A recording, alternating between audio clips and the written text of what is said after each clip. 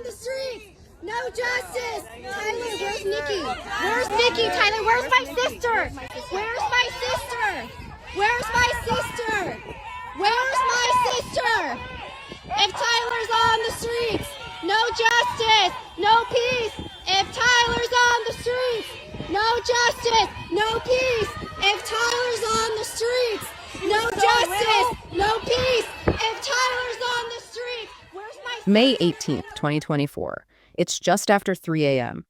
Nikki Saelee-McCain, a mother of four, she sends her very last text message. And then just hours later, her phone just goes dark. Silent. Completely silent. Fast forward 15 months, her husband, Tyler McCain, he's arrested for her murder. Yeah, but here's the thing that's just incredibly difficult and also legally fascinating. Nikki's body has never been found, ever. Right. And yet, prosecutors are moving forward. Exactly. They feel their evidence is so strong, they're actually pushing for life without parole in Shasta County's first ever no-body homicide case. That level of confidence without the victim's body, it really is astonishing. It changes how you think about solving these kinds of cases. It really does. So welcome to the final hour. Today, we want to bring you into this deep dive on the Nikki Saelee-McCain case. We're trying to understand, how justice can move forward even when someone is still missing. Yeah, and this isn't just about laying out facts. We want to explore Nikki's life, her bravery in facing domestic violence, and also look at the investigation itself, how meticulous it had to be, and the legal hurdles in a no-body prosecution. We'll be looking at the patterns, the red flags, and really the family's relentless fight for some kind of accountability. All right, so let's really start at the beginning here. To understand this whole story, we need to understand who Nikki Saelee-McCain was. Her life started with incredible resilience, really a reflection of her family's own story of survival. Absolutely.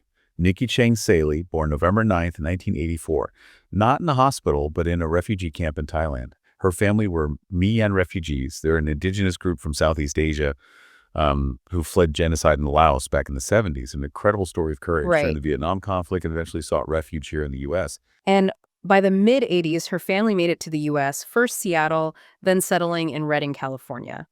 They were looking for that American dream. Nikki was the third of 7 kids. And her sisters, Chloe, Kay, May, they remember her as just vibrant, playful, silly, really outgoing. They said she had an enormous heart, a magnetic personality, you know the type.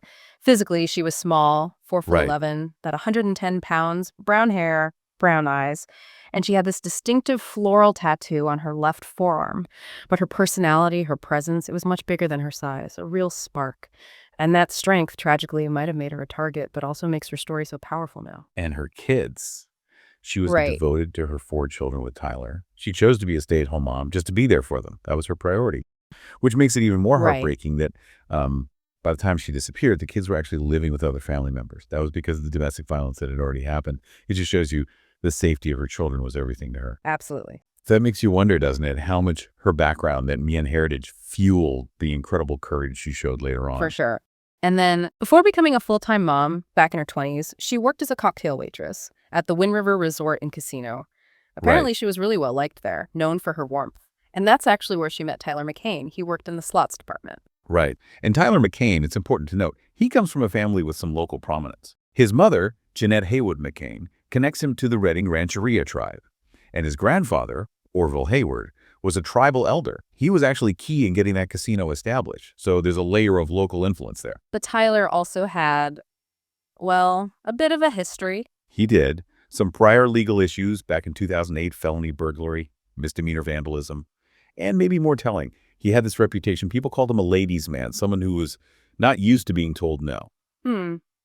That kind of reputation, coupled with prior legal issues, it often points to, well, entitlement, a feeling that maybe the rules don't quite apply. Right. And for Nikki, being involved with someone from a locally prominent family like that, it could create extra pressure, made it harder perhaps to leave or seek help, maybe feeling he was untouchable. Got it. So their relationship started back in the late 2000s. They were together about 16 years total, engaged for maybe 6 of those before getting married. Initially, Nikki's sister Chloe actually liked Tyler. She described him as reserved yet gentle, even genuinely good. But things started getting visibly bad around 2019.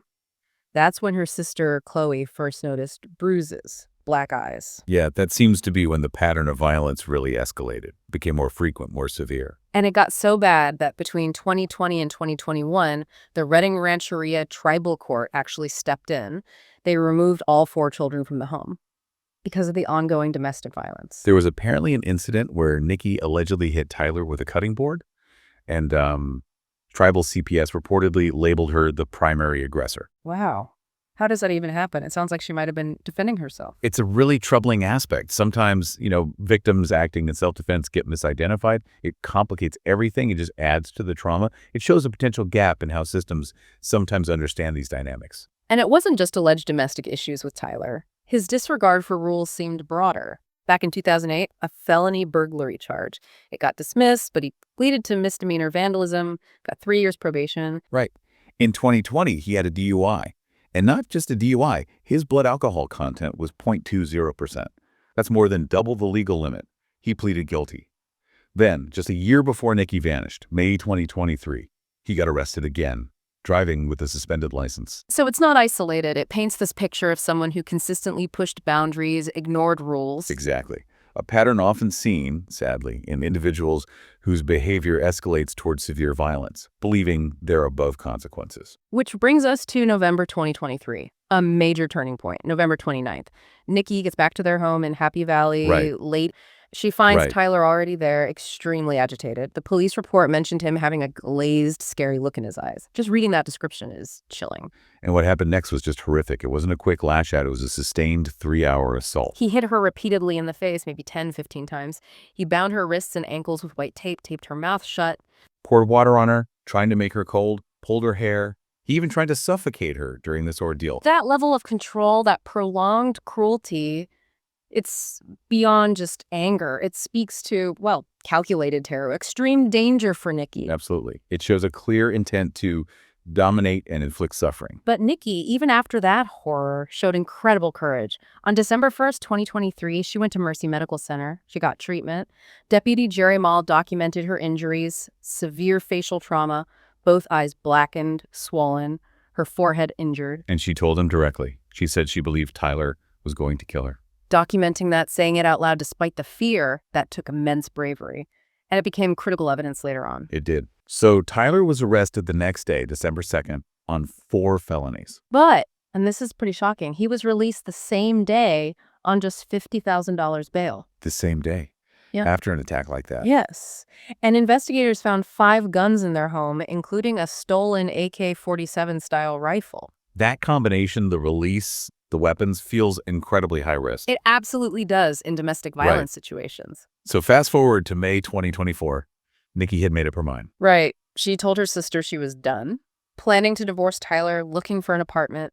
And crucially, she refused to recant her story about the assault. And this is something we have to emphasize. Experts always say the most dangerous time for someone in an abusive relationship is right when they decide to leave or take steps to leave. Exactly. Because the abuser feels that control slipping away. Their power is threatened. They often escalate dramatically, sometimes lethally, to regain it. It's a critical window of risk. We know her last confirmed sighting was May 17th, 2024. She was at Mercy Medical Center again, this time with Tyler and his mother, Jeanette, in Jeanette's vehicle. Then comes that final message. Early hours of May 18th, 12:35 a.m. The text to Chloe. I'm driving mom-in-law's truck back to a residence near the Wind River Casino. Exactly. And just a couple of hours later, after 3 a.m. that same morning, Nikki's phone pings for the last time. Location, her home in Happy Valley, where witness statements and forensic data confirm she was with Tyler. And after that ping, nothing. Her phone goes completely dark. She vanishes. Her sister reports her missing on May 22nd. Then, May 25th, some citizens find her truck. Yes, her 2002 Chevy Avalanche, abandoned off Highway 36, and the scene inside was grim. Reports mentioned an overwhelming odor of decomposition. Inside, they found a white sheet. It had what looked like blood stains. Testing confirmed it was Nikki's blood on that sheet. And crucially, Tyler's DNA was found as the primary source on other items inside that truck. It's chilling. And his actions after she disappeared continued to raise red flags. Let's walk through it. Well, later that same month, May 2024, after she was already missing, Tyler allegedly forged Nikki's signature on a joint tax return check. That seems calculated, like he was already moving on financially at least. It suggests a focus on personal gain rather than her welfare, doesn't it? It really does. Then there was that strange development with the original domestic violence charges from the November 2023 assault. Right. On July 5th, 2024, those charges were dismissed. But without prejudice, which is key, it means they could be refiled later. Why dismiss them at all, though? The DA, Stephanie Bridget, explained it was complicated. To proceed with those charges, they would have needed Nikki's testimony. But since she was missing, proving the case would have required them to argue that Tyler caused her absence, her unavailability to testify. So arguing that would essentially mean revealing their hand in the potential homicide investigation. Exactly. It would have compromised the larger, more serious investigation into her disappearance and suspected murder. And speaking of suspicious events around that time, Right. just 2 days before those charges were dismissed, July 3rd, The fire. Right, a big fire burned nearly 100 acres on the McCain property. Tyler was cited for starting it. His explanation was a catalytic converter malfunction on a vehicle. But multiple agencies responded, right, not just the fire department. Yes, suggesting authorities were perhaps already keeping a close eye on the property, that it wasn't just treated as a routine brush fire. Okay, fast forward almost a year, April 1st, 2025. Another strange incident. Tyler gets pulled over by law enforcement. Officers apparently saw him throwing items out of his vehicle window as they approached. And what did they find? In his wallet, they found Nikki's California driver's license. But it wasn't just her license. Right. Her burned driver's license Exactly. nearly a year after she disappeared. And he's caught trying to toss things from his car. Yeah. I mean, what possible innocent reason could there be for that? It just doesn't add up. It certainly stretches belief. And around that time, March Right. 2025, the case was officially reclassified from a missing person case to a homicide investigation. Did they have something specific trigger that reclassification? A major piece seems to have been testimony from a confidential informant. This informant apparently told investigators that Tyler had admitted to killing Nikki. Specifically, admitting it happened after a domestic violence incident on May 18th, 2024, the day she disappeared. Wow. A confession, even to an informant, that's huge. It became a cornerstone for the prosecution, yes. And that led to the big search. It seems likely connected. On March 15th, 2025, there was that multi-agency raid on the McCain home. FBI, Homeland Security, Sheriff's Office. Okay. Reports mentioned they removed multiple evidence bags Right. and notably a carpet cleaning device. A carpet cleaner. Ominous. Very. Tyler was actually there during the search. Also, a woman named Christina Wynave Adams, who was apparently living with Tyler at the time, was arrested during that raid on unrelated probation violation charges. Okay, so the net is clearly tightening. Definitely. And then finally the arrest came, August 20th, 2025. Over 15 months after Nikki vanished, Tyler McCain was arrested and charged with murder. And not just murder, right? There was an enhancement. Correct. A special circumstance enhancement was added. Murder committed to prevent testimony. That's incredibly serious. What does that mean in terms of sentencing? It means, if convicted, he faces a potential sentence of life in prison without the possibility of parole. It reflects the gravity of not just taking a life, but doing so to silence a witness. And they refiled the old charges, too. Yes. The domestic violence charges from December 2023 were refiled, plus charges for illegal possession of a firearm and ammunition likely related to having guns after the protective order was issued, and the forgery charge for the tax check, plus various traffic violations, a whole list. So what's the status now? On August 22nd, 2025, Tyler pleaded not guilty to all charges. He's being held without bail. And as we said, this is Shasta County's first ever no-body homicide prosecution. It's a major moment for their justice system. And it's interesting, despite the obvious challenge of not having the body, these cases actually have a high conviction rate nationally, something like 86%. That's higher than the average for traditional murder cases, which is around 70%. It tells you that juries and courts can be convinced by a strong mosaic of other evidence. In a way, the absence of the body can sometimes underscore the defendant's efforts to conceal the crime, making the circumstantial case even stronger. While all the legal wheels were turning, Nikki's family, especially her sisters Chloe and Kay, they never stopped fighting. They became the public voice for Nikki, organizing rallies, keeping the pressure on law enforcement, creating the whole #JusticeForNikki movement online. Their dedication absolutely kept this case in the spotlight. Kay said something powerful after the arrest. While this arrest is an important step, our fight is not over. And the search for Nikki isn't over. There's still a $30,000 reward out there for information that leads to finding her. Yeah. As we kind of pull back and reflect on all of this, it feels so important to remember Nikki, the person, not just the victim in a case file. Absolutely. Her strength, her love for her children, that vibrant personality her family talked about. Her courage, the immense courage it took to decide to leave, to decide to testify. That's her legacy. And you see that legacy reflected in her family's actions, too. Her sisters, Chloe and Kay, they have been relentless advocates. Right. That unwavering commitment, it just shows the deep connections Nikki built, doesn't it? And what it means to truly fight for someone you love against such awful uncertainty. It really does. Yeah.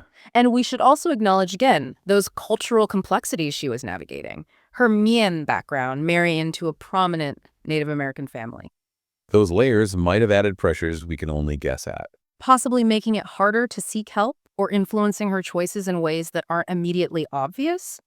It adds another dimension to her vulnerability. But her example, especially for other survivors of domestic violence, is just undeniable. Absolutely. Her decision to go Right. get medical help, to have her injuries documented, to tell that officer her fears. That became crucial evidence. And refusing to recant, refusing to back down despite the pressure. It's a powerful reminder about speaking your truth, even when it's terrifying. Even when the system might seem stacked against you. So let's leave our listeners with this thought.